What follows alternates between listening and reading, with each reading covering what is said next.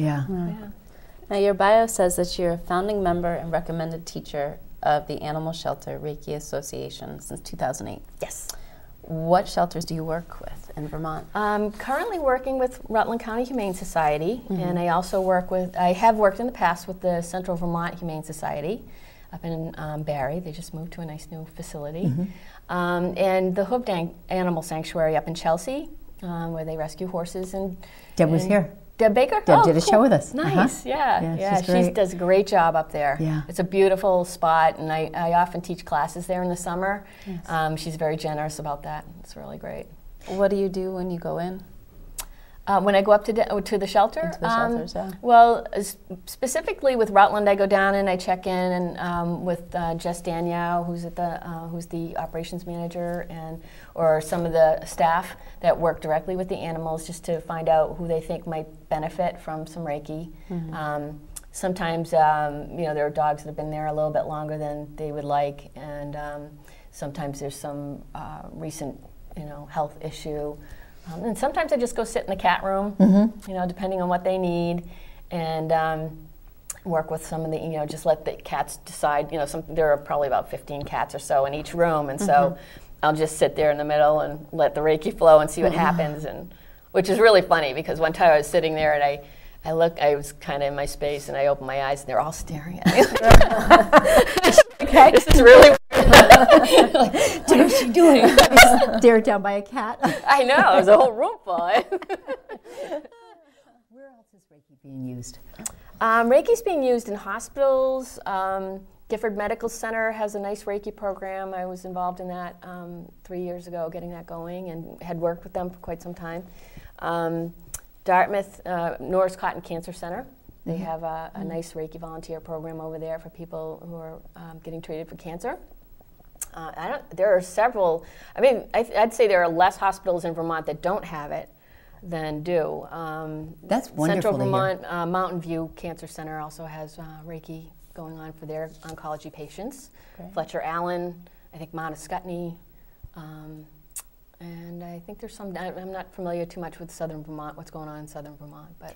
Well, last week we had Dr. Lynn Morell here from Kedron Valley, and his wife Judy, and he just got back from Uganda, and Judy does work with hospice, and she was talking about Reiki in the hospice there. Right. That's really interesting. Oh, and Judy and I know each other. It's a small world. It's a very small world. Yeah. Actually, she took a class I taught with visiting nurses in West Leb a couple of years ago with a colleague. And actually, hospice is a wonderful place that is really, or not a wonderful place, but it is a place where they're really benefiting quite a bit from Reiki. Respite House up in Williston has got several practitioners that go up there. The animal, of course, the shelters, some of the vet clinics are starting to ask for Reiki, people working with them. My dog Kiwi had acupuncture, and once he had the needles put in, we both sat there, and the vet left the office room for about 20 minutes, and she came back, we were both so relaxed. It's like, and she said that happens an awful lot. Yeah, and one of the things that works really nicely with animal Reiki in a situation like that, my own cat has had several trips to the vet a few years. He had cancer, and he also had a sinus infection that was really pretty bad. And it works really well with him to help him. Either it supports him for any kind of surgery he might have to have before and after, but also helps to calm him. He loves Reiki. He just gets on my lap and hangs out until I give it to him. It's like really mad that I have a laptop now, because it's like, he's always got that laptop.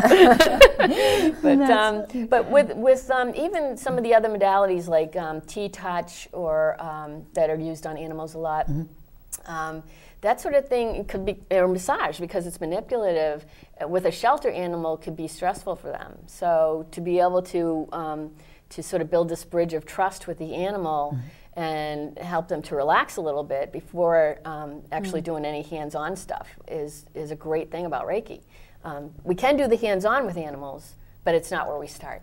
We start sitting with them and allowing that from a build up. distance. And if they come over, they may just come over and put their ear on your hand or their butt or whatever, and that they're kind of telling you, let's go here, and this is where I need some work. Yeah. You know, you just said T-touch, and you flashed me back to like 15 years ago. Linda Tellington Jones. Yeah. Yes. At Ascutney, I took a class in T-touch a long time ago. Yeah, we have some of the members of SARA, the Shelter Animal Reiki Association, do T-touch, and they find that Reiki has been very helpful to kind of get the trust going first before they can actually do that. Mm. It's a wonderful supportive modality for other complementary modalities, or I don't want to say medicines, but complementary things that we're using.